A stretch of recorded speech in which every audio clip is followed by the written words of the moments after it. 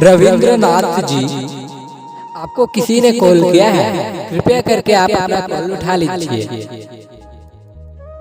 वरना आपका call cut जाएगा। मिस्टर रविंद्रनाथ, किसी को आपसे बहुत ही अर्जेंट बात करना है, प्लीज अपना फोन उठा लीजिए, वरना आपका फोन कट जाएगा।